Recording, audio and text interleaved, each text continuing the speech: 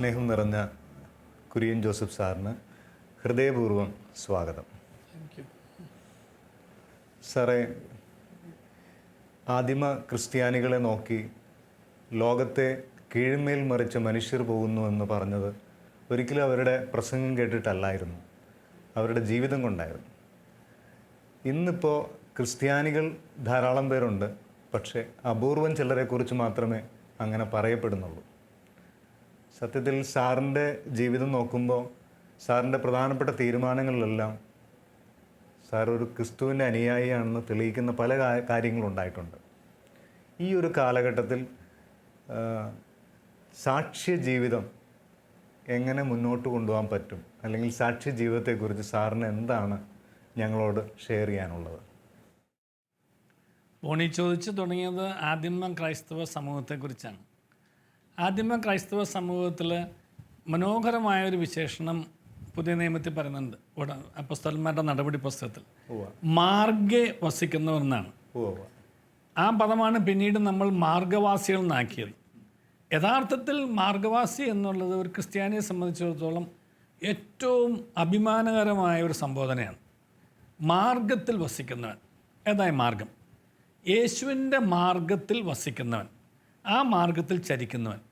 അപ്പോൾ ക്രിസ്തു അനുയായി എന്ന് പറയുന്നത് ക്രിസ്തുവിനെ അനുസരിച്ച് ക്രിസ്തു പറഞ്ഞ മാർഗത്തിലൂടെ നടക്കുക, അല്ലെങ്കിൽ ആ മാർഗത്തിൽ വസിക്കുക. ക്രിസ്തു വഴിയാണെന്നാണല്ലോ പറഞ്ഞത്. ക്രിസ്തു വഴിയും ജീവനുമാണെന്നുണ്ടെങ്കിൽ ക്രിസ്തു ആവുന്ന വഴിയെ നമുക്ക് നടക്കാൻ പറ്റണം. വഴിയെ നടക്കാമെന്ന് വെച്ചതിൻ്റെ അർത്ഥം ആ വഴിയിൽ നമ്മൾ ജീവിക്കണം. ആ മാർഗത്തിൽ നിന്ന് തെറ്റിക്കഴിഞ്ഞാൽ നമ്മൾ എന്തുമാത്രം പ്രസംഗിച്ചിട്ടും കാര്യമില്ല. ഞാൻ പലപ്പോഴും എൻ്റെ മനസ്സിൽ ഓർക്കാറുള്ളൊരു പ്രത്യേകത ഇതാണ്. എൻ്റെയൊക്കെ ചെറുപ്പകാലഘട്ടങ്ങളിൽ പ്രസംഗം കേൾക്കാൻ വലിയ കൊതിയായിരുന്നു. കുറച്ചും കൂടെയൊക്കെ മുതിർന്നു കഴിഞ്ഞപ്പോൾ തീപ്പൊരി പ്രസംഗത്തിൻ്റെ ആവശ്യം കുറഞ്ഞു. എന്നിട്ട് ആരാ പ്രസംഗിക്കുന്നതെന്ന് നോക്കുമായിരുന്നു. ഈ പ്രസംഗിക്കുന്ന ആളെ എനിക്കറിയാമെന്നുണ്ടെങ്കിൽ, ആ പ്രസംഗിക്കുന്ന വിഷയവുമായിട്ട് ജീവിതത്തിൽ ബന്ധമില്ലാത്ത ആണെന്നുണ്ടെങ്കിൽ ഞാനും എന്നെപ്പോലുള്ള പലരും സ്ഥലം വിടുമായിരുന്നു. പ്രസംഗത്തിൻ്റെ ആവേശത്തിൽ ആർക്കും താല്പര്യമില്ല. ഏത് പ്രസംഗമാണെങ്കിലും പ്രസംഗിക്കുന്ന വ്യക്തിയും പ്രസംഗിക്കുന്ന വിഷയവും തമ്മിൽ ഒരു ജീവിത ബന്ധമുണ്ട്.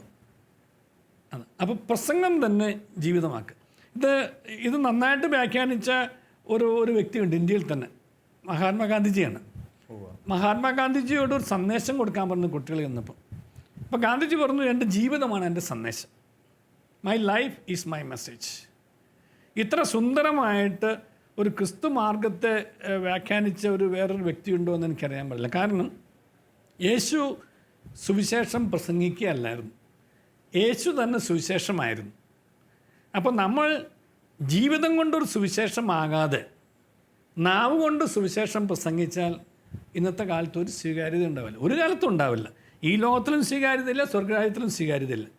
കാരണം കർത്താവ് നമ്മോട് പറഞ്ഞത്, ഇവിടെ എന്നെ ഏറ്റു പറയുന്നവനെയാണ് അവിടെ പിതാവിൻ്റെ മുമ്പിലും ഈശോ ഏറ്റുപറയുന്നവൻ. എന്താ ഏറ്റുപറച്ചിൽ? ഏറ്റുപറച്ചിൽ എന്ന് പറയുന്നത് യേശു എൻ്റെ നാഥനും കർത്താവും രാജാവും രക്ഷകനും ദൈവവുമാണെന്നുള്ള ഒരു ഏറ്റുപറച്ചിലാണ്.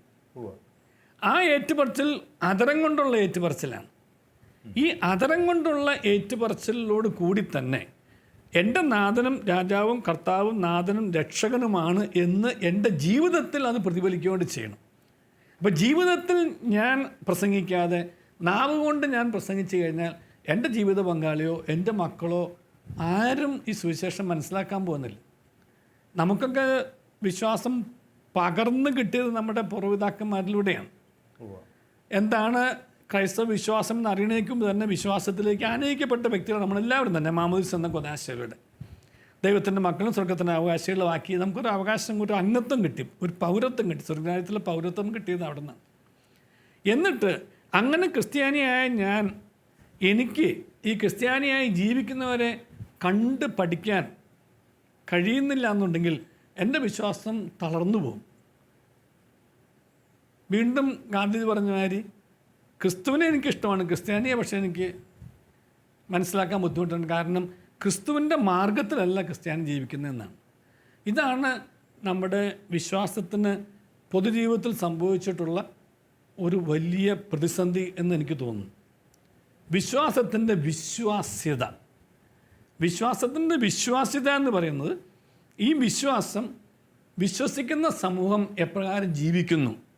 ഞാൻ കച്ചവടക്കാരനാണെന്നുണ്ടെങ്കിൽ കൊള്ള ലാഭം എടുക്കാതെ, മായം ചേർക്കാതെ, തട്ടിക്കാതെ, വെട്ടിക്കാതെ കച്ചവടം ചെയ്യുന്നുണ്ട്.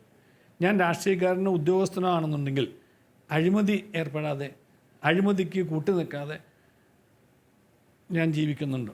നമ്മൾ സംശുദ്ധമായിട്ടുള്ള ജീവിതം എന്ന് പറയും. ഞാൻ വേറെ ഏതെങ്കിലും തരത്തിലുള്ളൊരു ഉദ്യോഗസ്ഥനാണെന്നുണ്ടെങ്കിൽ, അഭിഭാഷകനോ ന്യായാധിപനൊക്കെ ആണെന്നുണ്ടെങ്കിൽ അവനവനെ കർത്താവ് ഏൽപ്പിച്ചിരിക്കുന്ന ഉത്തരവാദിത്തത്തെ വിശുദ്ധവും നിർമ്മലവും സുതാര്യവുമാക്കി ജീവിക്കാൻ സാധിച്ചാൽ അതാണ് ഈ സാക്ഷി ജീവിതം എന്ന് പറയുന്നത്. അതിലൂടെയാണ് ദൈവം മഹത്വപ്പെടുന്നത്. കാരണം എങ്ങനെ ഈ വ്യക്തിക്ക് ഇപ്രകാരം കറ പുരളാത്ത കരങ്ങളോടും കറ പറ്റാത്ത മനസാക്ഷിയോടും കൂടി ജീവിക്കാൻ സാധിക്കുമെന്ന് ചോദിച്ചു കഴിഞ്ഞാൽ അതിൻ്റെ ഊർജം വിശ്വാസം മാത്രമേ ഉള്ളൂ. കാരണം എൻ്റെ ദൈവം, ആ ദൈവം എന്നോട് ആവശ്യപ്പെടുന്നത് ഇപ്രകാരം വിശുദ്ധിയോടുകൂടി ജീവിക്കാൻ വേണ്ടിയാണ്. വിശുദ്ധിയോടുകൂടി ജീവിക്കുന്നവർക്ക് മാത്രമേ ദൈവത്തെ കാണാൻ സാധിക്കുകയുള്ളൂ.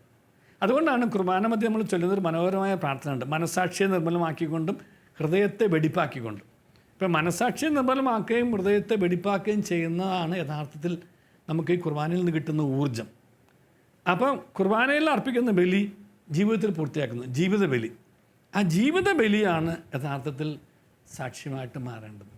ആ ബലി അർപ്പിക്കുന്നതിൽ നാം പരാജയപ്പെട്ട് കഴിഞ്ഞാൽ നമ്മൾ അനുദിന അൾത്താരയിലുള്ള ബലി കൊണ്ടോ, നമ്മുടെ വീട്ടിലെ പ്രാർത്ഥനകൾ കൊണ്ടോ, നമ്മുടെ പൊതുസമൂഹത്തിലെ പ്രബോധനങ്ങൾ കൊണ്ടോ ഒന്നും ഒരിക്കലും കർത്താവിന് മഹത്വം ഉണ്ടാവില്ല.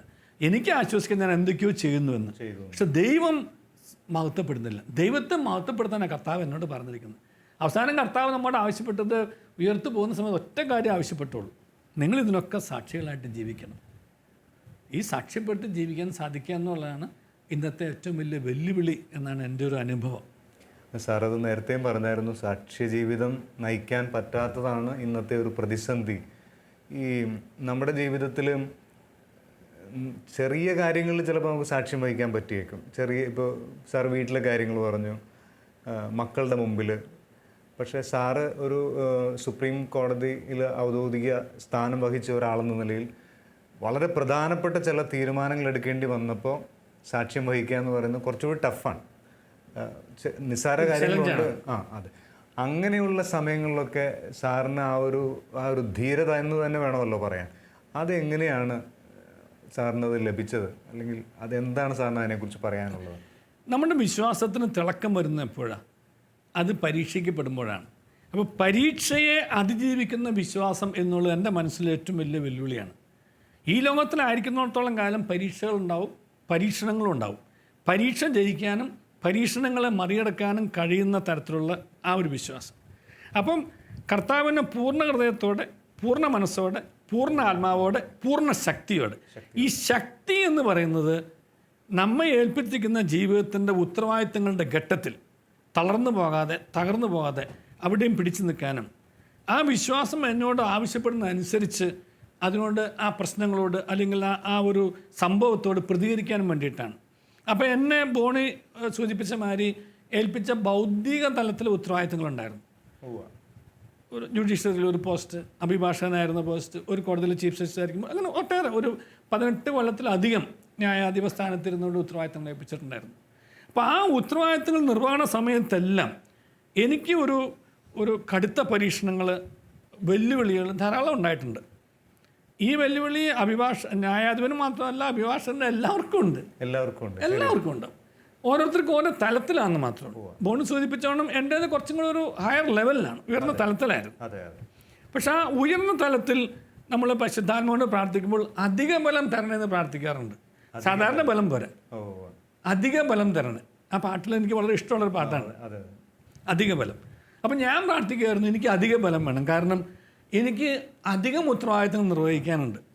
അധികം ഉത്തരവാദിത്തങ്ങൾ നിർവഹിക്കാനുള്ളപ്പോൾ തളർന്നു പോകാതിരിക്കാൻ, മങ്ങിപ്പോകാതിരിക്കാൻ, മാഞ്ഞു പോകാതിരിക്കാൻ, തേഞ്ഞു പോകാതിരിക്കാൻ, തകർന്നു പോകാതിരിക്കാൻ, വീണു പോകാതിരിക്കാൻ, അധിക ബലം ചാടാതിരിക്കാൻ, ചാഞ്ചാടാതിരിക്കാൻ, പിടിച്ചു നിൽക്കാൻ, നേരെ നിൽക്കാനായിട്ട് തല ഉയർത്തിയും ചങ്ക് വിരിച്ചും അഭിമാനത്തോടുകൂടി എൻ്റെ വിശ്വാസത്തിനൊരു സാക്ഷ്യം വഹിക്കത്തക്കതിൽ വ്യക്തതയോടും കൃത്യതയോടും കൂടി തൻ്റെ ഉത്തരവാദിത്തം ദൈവത്തിൻ്റെ മഹത്വത്തിനും ദൈവജനത്തിൻ്റെ നന്മയ്ക്കുമായിട്ട് ദൈവം നീ ഏൽപ്പിച്ച ഉത്തരവാദിത്തങ്ങൾ നിർവഹിക്കാൻ തക്കവണ്ണം പരിശുദ്ധാത്മാവിൻ്റെ അധിക ബലം തരണം എന്നുള്ളൊരു പ്രാർത്ഥന അതെന്നെ ഒത്തിരി ശക്തിപ്പെടുത്തിയിട്ടുണ്ട്.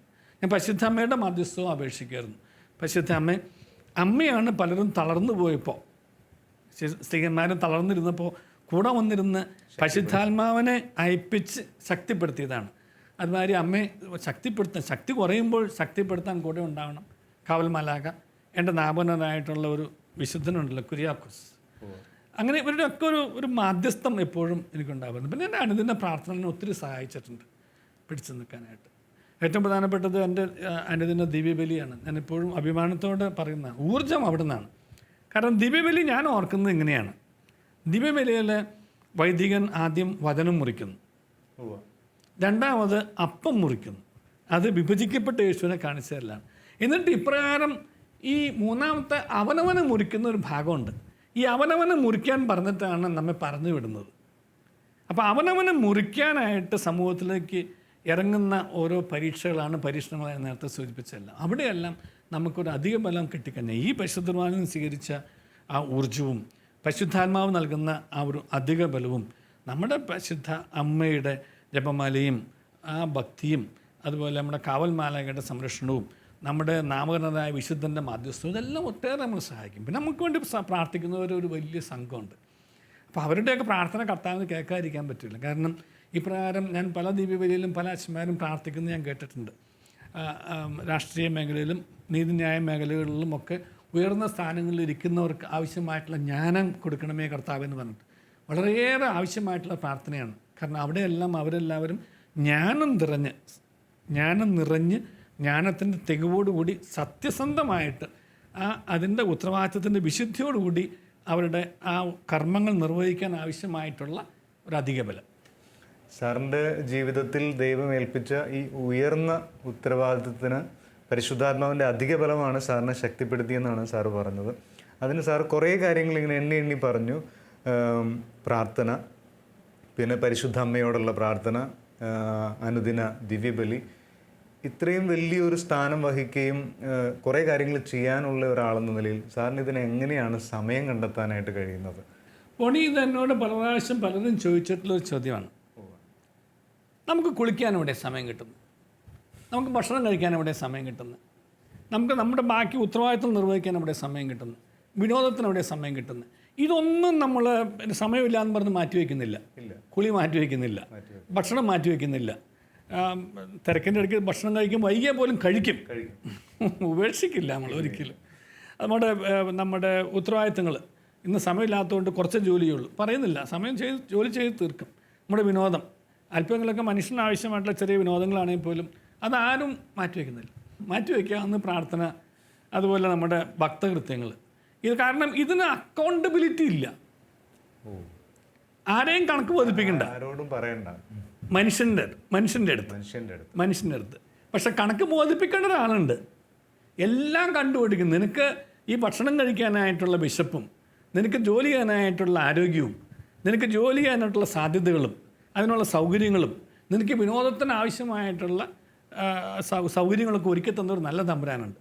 അപ്പോൾ ആ നല്ല തമ്പുരാൻ്റെ അടുത്തിരുന്നിട്ട് ദൈവമേ ഈ ഉത്തരവാദിത്തങ്ങൾ നിർവഹിക്കാൻ ആവശ്യമായിട്ടുള്ള ജ്ഞാനത്താൽ നീ എന്നെ ശക്തിപ്പെടുത്തണമേ, നിറയ്ക്കണമേ, ശക്തിപ്പെടുത്തണമേ എന്ന് പ്രാർത്ഥിക്കാൻ കഴിഞ്ഞാൽ ആ ഊർജം ഞാൻ എൻ്റെ പ്രവൃത്തി മേഖലയിൽ എനിക്ക് വളരെ എളുപ്പത്തിൽ ചെലവഴിക്കാൻ കഴിയും.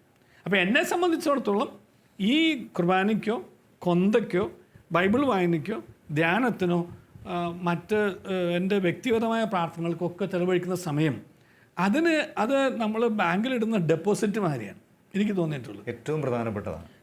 ഏറ്റവും പ്രധാനപ്പെട്ടത്, രണ്ട് റിട്ടേൺസ്, ഭയങ്കര റിട്ടേൺസാണ്. ഇതിനൊക്കെ വേണ്ടി സമയം ചെലവഴിക്കുമ്പോൾ അതുവഴിയായിട്ട് എന്നിൽ നിറയുന്ന ജ്ഞാനം മൂലം ഞാൻ ചെയ്യുന്ന ഉത്തരവാദിത്തങ്ങൾ എനിക്ക് ഇരട്ടി സ്പീഡോട് ചെയ്യാൻ പറ്റും, ഇരട്ടി നിറവോടുകൂടി ചെയ്യാൻ പറ്റും. അപ്പം സ്പീഡും കൂടും, ഇഫക്റ്റും കൂടും. ഇത് ഞാൻ പരീക്ഷിച്ചറിഞ്ഞിട്ടുള്ള, എൻ്റെ ജീവിതത്തിൽ ഞാൻ ഇന്നേ വരെ അനുഭവിച്ചിട്ടുള്ള ഒന്നാണ്. കാരണം ഇതൊക്കെ മാറ്റി വെച്ചിട്ട് എന്ത് ചെയ്താലും എവിടെയൊക്കെ ഒരു തടസ്സമായിരിക്കും, എവിടെയൊക്കെ നീങ്ങാതെ വരും, എവിടെയൊക്കെ ഒരു അഭിഷേകക്കുറവുണ്ടാകും. കാരണം എന്താ? അഭിഷേകമില്ലാതെ ചെയ്യുന്നതാണ്. അപ്പം അഭിഷേകത്തോടു കൂടി ചെയ്യുന്ന ഏത് ജീവിത കർത്തവ്യവും അതിന് സ്പീഡുണ്ടാവും, അതിന് ഇഫക്റ്റും ഉണ്ടാവും. അഭിഷേകം എവിടെ നിറയുന്നത്? നമ്മുടെ മൊബൈലിലെ ബാറ്ററി മാതിരിയാണ്. മൊബൈൽ ചാർജ് ചെയ്യാതെ ഉപയോഗിക്കാൻ പറ്റില്ല. മൊബൈൽ തന്നെയാണ്, ഉപയോഗിക്കണമെങ്കിൽ ചാർജ് വേണം. ചാർജ് ചെയ്യണം. അപ്പോൾ ഇതിൻ്റെ സിഗ്നൽ കുറയുന്തോറും, ചാർജ് കുറയുന്തോറും അതിൻ്റെ ശബ്ദം കുറയുന്നു, വെളിച്ചം കുറയുന്നു, ഇഫക്റ്റ് കുറയുന്നു. മനുഷ്യന് ഇതുപോലെ ഒരു തന്ത്രമാണ്. മനുഷ്യനെ ദൈവം തന്നിരിക്കുന്നത് നീ പ്രകാരം എന്നിൽ നിന്നും ശക്തി പ്രാപിക്കാൻ പറ്റും. അപ്പോൾ ചാർജ് ചെയ്യണം. അപ്പോൾ നമ്മൾ ചാർജ് ചെയ്യുമ്പോൾ ഇഫക്റ്റ് വലുതായിരിക്കും. ആ ഇഫക്റ്റാണ് ഞാൻ ജീവിതത്തിൽ അനുഭവിച്ചിട്ടുള്ളത്. അതുകൊണ്ട് എനിക്ക് ഇപ്രകാരം പരിശുദ്ധാത്മാവിൻ്റെ നിറയാൻ വേണ്ടിയിട്ടോ, അല്ലെങ്കിൽ പരിശുദ്ധ അമ്മയുടെ കൂടെ ഭക്തിയായിരുന്നിട്ടോ, അല്ലെങ്കിൽ പരിശുദ്ധ കുർബാനയിൽ പങ്കെടുത്തിട്ടോ, അല്ലെങ്കിൽ ഭക്തകൃത്യങ്ങൾ അനുഷ്ഠിച്ചിട്ടോ, അല്ലെങ്കിൽ ഭക്തകൃത്യങ്ങൾ അനുഷ്ഠിക്കുന്നതിന് വേണ്ടിയിട്ട് സഭയുടെ ഉത്തരവാദിത്തങ്ങളിൽ പങ്കുചേർന്നിട്ടോ, അതുകൊണ്ടൊന്നും സമയത്തിൻ്റെ ഒരു കുറവ് എനിക്ക് ഒരിക്കലും അനുഭവപ്പെട്ടിട്ടില്ല. എത്ര തിരക്കുണ്ടായാലും അതിനുള്ള ഒരു സ്പേസും ഒരു ടൈമും എനിക്ക് ലഭ്യമായിരുന്നു. അതിൻ്റെ പേരിൽ എൻ്റെ ജീവിതത്തിൽ ഒരു ഉത്തരവാദിത്തങ്ങളും ഒരിക്കൽ പോലും എനിക്ക് ഒരു മങ്ങലേൽക്കേണ്ടി വന്നിട്ടില്ല. ഒരു കാലഘട്ടം ഞാൻ അഭിഭാഷകനായിരിക്കുന്ന സമയത്ത് എൻ്റെ വീട്ടിൽ ചെലവഴിച്ചതിനേക്കാളും കൂടുതൽ സമയം ഒരുപക്ഷെ സഭയുടെ ശുശ്രൂഷയിൽ ഞാൻ ചെലവഴിക്കുമായിരുന്നു. പക്ഷേ എൻ്റെ വീട്ടിലെ ഉത്തരവാദിത്തങ്ങളിലോ ഒരു അഭിഭാഷകൻ എന്നുള്ള നിലയ്ക്കുള്ള എൻ്റെ ഔദ്യോഗിക ഉത്തരവാദിത്തങ്ങളിലോ അതിൻ്റെ പേരിൽ ഒരു കുറവും നല്ല തമ്പുരാൻ വരുത്തിയിട്ടില്ല. അതിനെല്ലാം എനിക്ക് നിറവേ ഞാൻ അനുഭവപ്പെട്ടിട്ടുള്ളൂ. സാർ ഇപ്പോൾ ഷെയർ ചെയ്തത് ഒരു വലിയൊരു യാഥാർത്ഥ്യമാണ്. കാരണം ഏറ്റവും പ്രധാനപ്പെട്ടത് സാറ് കണ്ടെത്തി. അതൊരു സമയം പോകുന്ന കാര്യമായിട്ടല്ല സാറ് കണക്കാക്കിയത്. അതുകൂടാതെ സാറ് കൂട്ടിച്ചേർത്തു അതിൻ്റെ റിട്ടേൺ എന്ന് പറയുന്നത് വളരെ വലുതാണെന്ന്. ഇതൊരു യാഥാർത്ഥ്യമായിരിക്കെ പലരും ഇത് മനസ്സിലാക്കുന്നില്ല. സാറിന് എങ്ങനെയാണ് ഈ ജീവിതത്തിൽ ഇത്രയും പ്രധാനപ്പെട്ട കാര്യം ഇതാണെന്ന് മനസ്സിലാക്കിയെടുക്കാൻ പറ്റിയത്? എങ്ങനെയാണ് ഇത്രയും പ്രധാനപ്പെട്ട ഇതാണ്? അത് കുഞ്ഞുനാളിൽ കിട്ടിയതാണോ, അല്ലെങ്കിൽ അനുഭവങ്ങളിലൂടെയാണോ, ആരെങ്കിലും പറഞ്ഞ് പഠിപ്പിച്ചതാണോ? ബോണി ഇപ്പോൾ സൂചിപ്പിച്ച എല്ലാ സ്രോതസ്സുകളും ഉണ്ട്. പക്ഷെ അതിൻ്റെ ഇനീഷ്യേഷൻ, ആരംഭം തീർച്ചയായിട്ടും എൻ്റെ കുഞ്ഞുനാളിൽ എനിക്ക് എൻ്റെ മാതാപിതാക്കളിൽ നിന്നും എൻ്റെ സഹോദരി സഹോദരന്മാരിൽ നിന്നും കിട്ടിയതാണ്. അപ്പം അവരൊരുമിച്ച് എൻ്റെ പിതാവാണ് എന്നെ ആദ്യമായിട്ട് പള്ളിയിൽ കൊണ്ടുപോകാൻ എപ്പോഴും ഓർക്കുന്നു.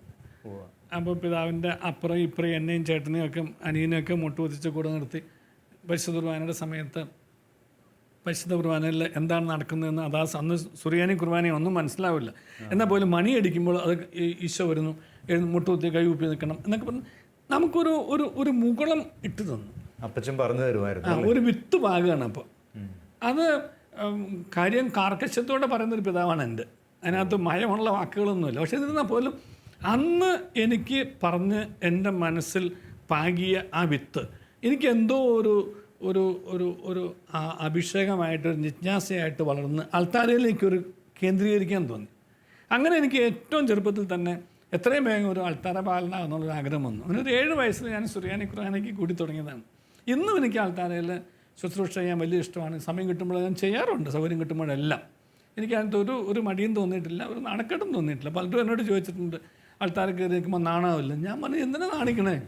നമ്മുടെ കർത്താവിൻ്റെ അടുത്ത് എത്രയോ അടുത്ത് നിൽക്കാൻ സാധിക്കുന്നുവോ അത്രയും അടുത്ത് നിൽക്കുന്നതിനേക്കാൾ കൂടുതലൊരു അഭിമാനം എന്താ ഉള്ളത്?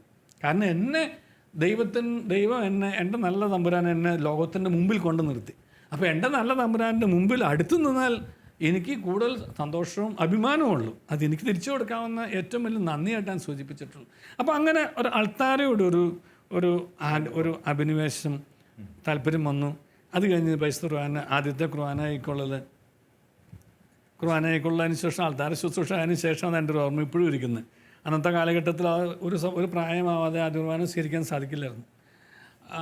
അങ്ങനെ പിന്നെ എൻ്റെ കുറച്ചും കൂടെ പ്രായമായപ്പോൾ എൻ്റെ സഹോദരിമാരുടെ ദിവസവും പള്ളിയിൽ പോകുന്നത്, അതുപോലെ അന്നെല്ലാം ഈ ജപമാല ഭക്തി എന്നുള്ളത് വെളുപ്പിനായിരുന്നു.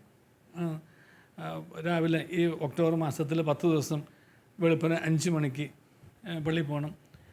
അപ്പോൾ അന്ന് നമ്മൾ ചൂട്ടൊക്കെ പിടിച്ച് കത്തിച്ച് വഴിയൊക്കെ കാണിച്ച് പോയി അങ്ങനെയൊക്കെയുള്ള ഒരു വലിയൊരു ആവേശത്തിൻ്റെ മുകളിൽ അത് വീട്ടിൽ നിന്ന് കിട്ടിയതാണ്. എൻ്റെ അപ്പച്ചൻ ദിവസവും ചെല്ലുന്ന കൊന്ത, അമ്മച്ചി ചെല്ലുന്ന സുഹൃദൈവങ്ങൾ, അമ്മച്ചിയാണ് എന്നെ സുഹൃദജപം എല്ലാം പഠിപ്പിച്ചത്. എൻ്റെ അമ്മയെ എൻ്റെ ആശ്രയം എന്നുള്ള സുഹൃദൈവം. അത് പിന്നീട് ഞാൻ ഓരോരോ പടി കൂട്ടി ഞാനിപ്പോൾ എൻ്റേതായ രീതിയിൽ അതിനൊന്ന് ഭേദപ്പെടുത്തിയിട്ടുണ്ട്. എൻ്റെ അമ്മ എൻ്റെ ആശ്രയം എന്നുള്ള സുഹൃത്തും. പക്ഷേ എൻ്റെ അമ്മ എൻ്റെ ആശ്രയം എന്നുള്ള ഒരേ ഒരു സുഹൃത്ത് എത്രയോ ലക്ഷക്കണക്കിന് പ്രാവശ്യം ഞാൻ ചൊല്ലിയിട്ട് ജീവിതത്തിൽ ചെറുപ്പത്തിൽ നേർച്ച അതായിരുന്നു. എത്ര പ്രാവശ്യം സുഹൃദൈവം ചൊല്ലും, എത്ര കുർബാനയ്ക്ക് ഞാൻ കൂടും. ഇതായിരുന്നു എൻ്റെ ചെറുപ്പത്തിൽ രണ്ട് നേർച്ചകൾ. വേറെ ഒന്നും നേർച്ചയല്ല, നേർച്ച കഴിക്കാൻ നമുക്ക് അറിയത്തില്ലായിരുന്നു. പിന്നെ ഞാൻ പോയത് ഒരു കർമ്മലിത്ത സ്കൂളിലായിരുന്നു. ചെങ്ങൽ സെൻറ്റ് ജോസഫ്സ് സ്കൂളിൽ. അപ്പം അവിടെ എന്നെ പഠിപ്പിച്ചത് സിസ്റ്റർമാരായിരുന്നു, കർമ്മലിത്ത സിസ്റ്റർമാർ. അപ്പോൾ അവർ അടുത്ത് വിളിച്ചിരുത്തി ഓരോരോ കൊച്ചു കൊച്ചു കാര്യങ്ങൾ പറഞ്ഞു തന്ന് ഈശോയെ എടുത്ത് കുരിശ് എടുത്ത് കാണിച്ച് തന്നിട്ട് മോനെ ഈ ഈശോ ഇപ്പോൾ ഈ പിച്ചു നുള്ളി മാന്തി എന്നൊക്കെ പറഞ്ഞ് സങ്കടമൊക്കെ പറയുമ്പോൾ മോനെ ഈശോയെ കണ്ടോ, ഈശോ എന്ത് ചെയ്തിട്ടാ ഇത് സഹിക്കേണ്ടി വന്നേ, ഈശോ സഹിച്ചത് കണ്ടില്ലേ, മോനെ ഈശോയെ പ്രതി അങ്ങ് ക്ഷമിക്കുക എന്നൊക്കെ പറഞ്ഞ് അത് പറഞ്ഞു തന്നു. വലിയ വലിയ അഹങ്കാരമൊന്നും കാണിക്കണ്ട, താണ നിലത്തെ നീരോടു അതിന് ദൈവം തുണയാകും എന്നൊക്കെ പറഞ്ഞു. അപ്പം അങ്ങനെ ഗുരുഭൂതന്മാരിൽ നിന്ന് കിട്ടി. പിന്നെ നമുക്ക് നമ്മുടെ ഇടവക പള്ളിയിൽ അവിടുത്തെ ശുശ്രൂഷകളിൽ, പ്രബോധനങ്ങളിൽ, പ്രസംഗങ്ങൾ, അവിടുത്തെ ഓരോ ശുശ്രൂഷകൾ, പിന്നെ അങ്ങ് സഭയുടെ മുഖ്യധാരയിലേക്ക് ഞാൻ അങ്ങ് ചേരുകയായിരുന്നു. അപ്പോൾ ഓരോ അങ്ങനെ മുന്നോട്ട് പോകുന്തോറും എനിക്കിതിനെക്കുറിച്ചുള്ള നിറവും ഒരു തികവും ഒരു ബോധ്യവും കൂടി വന്നു. അതായിരുന്നു എൻ്റെ ഏറ്റവും വലിയ ഒരു തുടക്കം, അല്ലെങ്കിൽ ഒരു ഉൾച്ചേരൽ എന്ന് പറയുന്നത്. സാറ് പറഞ്ഞായിരുന്നല്ലോ ഈ എൻ്റെ അമ്മ എൻ്റെ ആശ്രയം എന്നുള്ള ആ ഒരു സുഹൃദേവം സാറ് ആയിട്ടിങ്ങനെ കൂട്ടി കൊണ്ടുവന്നു പറഞ്ഞല്ലോ, അതെന്താണെന്നൊന്ന് പറഞ്ഞാൽ വളരെ സന്തോഷമായിരിക്കും. എൻ്റെ അമ്മച്ചി എന്നെ മടിയിലിരുത്തി പഠിപ്പിച്ച സുഹൃദേവമായിരുന്നല്ലോ എൻ്റെ അമ്മ എൻ്റെ ആശ്രയം. മാതാവിൽ ആശ്രയിക്കുക, എൻ്റെ അമ്മ എൻ്റെ ആശ്രയമായിരിക്കും. കാരണം കുറവുള്ളിടത്തെല്ലാം മാതാവ് വരും, മോനൊരു കുറവും വരാതെ മാതാവ് ഈശോയോട് പറഞ്ഞ് എല്ലാം ശരിയാക്കി തരും. ആ സുഹൃദൈവത്തിൻ്റെ വളരെ സിമ്പിളായിട്ട് എന്നെ പറഞ്ഞത് ഇപ്പോഴും ഞാൻ ഓർക്കും, മാതാവേ എൻ്റെ അമ്മ എൻ്റെ കുറവുകളിൽ നിറവായിട്ട് ഈശോയെ കൊണ്ടുവരണമേ എന്ന് ഞാൻ പ്രാർത്ഥിച്ചുകൊണ്ടിരിക്കും. അപ്പോൾ ഞാനത് കഴിഞ്ഞിട്ട് കുറച്ചും കൂടെയൊക്കെ വളർന്നത് ബോധ്യമായി കഴിഞ്ഞപ്പോൾ എൻ്റെ അമ്മ എൻ്റെ ആശ്രയമേ എന്നെ ഈശോയുടെ സ്വന്തമാക്കി തീർക്കണം. കാരണം ലോകത്തിൻ്റെ സ്വന്തമാവാനായിട്ടുള്ള സാധ്യതകളും സാഹചര്യങ്ങളും ഒക്കെ വന്നു പോകുന്ന സമയത്ത് വീഴാതിരിക്കാൻ, വീണാലും എഴുന്നേക്കാൻ ഒരു സഹായമാവും ഭാഗത്തിന് ഈ സുഹൃദൈവം ഞാൻ കൂട്ടിച്ചേർത്തു. എൻ്റെ അമ്മയെ എന്നെ ഈശോയുടെ സ്വന്തമാക്കി തീർക്കണം. കുറച്ചും കൂടെ കഴിഞ്ഞ് കഴിഞ്ഞപ്പോഴത്തേക്ക് ഉത്തരവാദിത്തങ്ങളുടെ ഒരു തലങ്ങൾ കൂടി വന്നു കഴിഞ്ഞപ്പോൾ പിതാവായി, കുട്ടികളായി, കുടുംബമായി, അഭിഭാഷകവൃത്തിയിൽ ഉയർന്ന ഉത്തരവാദിത്തങ്ങളിലേക്ക് കടന്നു വന്നു. സമൂഹത്തിലും സഭയിലും ഒത്തിരി ഉത്തരവാദിത്തങ്ങൾ, അങ്ങനെയൊക്കെ അങ്ങ് മുന്നോട്ട് പോയി. സഭയിലെ ഉത്തരവാദിത്തങ്ങളെക്കുറിച്ച് എനിക്ക് ഒത്തിരി പറയാനുണ്ട്. എന്നാൽ അങ്ങനെയൊക്കെ വന്നു കഴിഞ്ഞപ്പോൾ എൻ്റെ അമ്മയെ എൻ്റെ ആശ്രയമേൻ എന്നെ ഈശോയുടെ മാത്രം സ്വന്തമാക്കി തീർക്കണമെന്നാക്കി. വേറെ ഒന്നിൻ്റെ സ്വന്തമാവരുത്, ലോകത്തിൻ്റെ സ്വന്തമാവരുത്, അങ്ങനെ മോഹങ്ങളുടെ സ്വന്തമാവരുത്, അങ്ങനെ പലതും. കാരണം പലതും സ്വന്തമാകാൻ ആഗ്രഹിക്കുന്നവരും പിന്നാലെയുണ്ട്, സ്വന്തമാക്കണമെന്ന് ആഗ്രഹിക്കുന്ന നമ്മുടെ ശരീരവും കൂടെയുണ്ട്. അപ്പോൾ ശരീരവും ലോകവും, ഈ ലോകം, പിശാചി, ശരീരം, ഈ മൂന്നിൽ നിന്നും രക്ഷപ്പെടാൻ വേണ്ടിയിട്ട് കുരിശ് വരച്ച് പ്രാർത്ഥിക്കുന്ന പോലെ തന്നെ ഈശോയുടെ മാത്രം സ്വന്തമാക്കി തീർക്കണേ എന്നുള്ള സുഹൃദയമായി. കുറച്ചും കൂടെ കഴിഞ്ഞ് പിന്നെയും ഞാനിങ്ങനെ ചിന്തിച്ച് പ്രാർത്ഥിച്ചുകൊണ്ടിരിക്കുന്ന സമയത്ത് എനിക്ക് ഒന്നും കൂടെ ഒരു ബോധ്യം കിട്ടി. എൻ്റെ അമ്മയെ എൻ്റെ ആശ്രയമേ എന്നെ പൂർണ്ണമായിട്ടും ഈശോയുടെ മാത്രം സ്വന്തമാക്കി തീർക്കണം. ഇപ്പോൾ ഞാൻ എത്തി നിൽക്കുന്ന തല എവിടെയാണ്. അപ്പോൾ എനിക്ക് കിട്ടിയ ബോധ്യം അതാണ്. പൂർണ്ണമായിട്ട് നമ്മൾ പൂർണ്ണ ആത്മാവോടും പൂർണ്ണ മനസ്സോടും പൂർണ്ണ ശക്തിയോടും പൂർണ്ണ ഹൃദയത്തോടും എന്ന് പറഞ്ഞാണ് പൂർണ്ണമായിട്ടും ഈശോയുടെ സ്വന്തമാക്കി തരണം. കാരണം ലോകത്താണ് ഞാൻ ജീവിക്കുന്നതെന്നുണ്ടെങ്കിലും ലോകത്തിൻ്റെ ഭാഗമാകാതെ ലോകത്തിലായിരിക്കുമ്പോഴും ദൈവത്തിൻ്റെ സ്വന്തമായി, അതും പൂർണ്ണമായും സ്വന്തമായി ജീവിക്കാനായിട്ട് അമ്മ എനിക്ക് വേണ്ടി പ്രാർത്ഥിക്കണം. അപ്പോൾ ഈ അമ്മയുടെ, പരിശുദ്ധാമ്മയുടെ മധ്യസ്ഥ പ്രാർത്ഥന എനിക്ക് വേണ്ടി ഞാൻ ജപമാലയുടെ ഇടയ്ക്ക് ചെല്ലുന്ന ഇതാണ്: എൻ്റെ അമ്മ എൻ്റെ ആശ്രയമേ എന്നെ പൂർണ്ണമായിട്ടും ഈശോയുടെ മാത്രം സ്വന്തമാക്കി തീർക്കണമെന്നുള്ളത്. ഓരോ കാലഘട്ടത്തിനനുസരിച്ച് വളരുന്നതിനനുസരിച്ച് ഓരോ വാക്കുകൾ അതിനോട് കൂട്ടിച്ചേർക്കപ്പെട്ടു അല്ലേ? ഓരോ വാക്കുകളും ഓരോ അവസ്ഥകളും ഞാൻ കൂട്ടിച്ചേർന്ന് വരാം. ഓരോ ബോധ്യങ്ങളായിരുന്നു അത്. എനിക്ക് പ്രാർത്ഥിക്കുമ്പോൾ കിട്ടിയ നിറവ് ബോധ്യങ്ങളനുസരിച്ച് ഓരോരോ തലങ്ങൾ ഞാൻ കൂട്ടിക്കൊണ്ടുവന്ന് അങ്ങനെ ആ സുഹൃദൈവത്തെ മോടി പിടിപ്പിച്ചു, അല്ലെങ്കിൽ ഈ തലത്തിലെത്തിച്ചു എന്ന് വേണമെങ്കിൽ പറയാം. അതെ, എൻ്റെ അമ്മ എൻ്റെ ആശ്രയമേ എന്നെ പൂർണ്ണമായും ഈശോയുടെ മാത്രം സ്വന്തമാക്കി തീർക്കും. സാറേ, ഈ എപ്പിസോഡ് അവസാനിക്കുവാനുള്ള സമയമായി. ഇനിയും സാറിൽ നിന്ന് ഒത്തിരി കേൾക്കാൻ ഞങ്ങൾക്ക് ആഗ്രഹമുണ്ട്. അടുത്ത എപ്പിസോഡിൽ നമുക്ക് വീണ്ടും ഒരുമിച്ച് കൂടാം. ഒത്തിരി നന്ദി.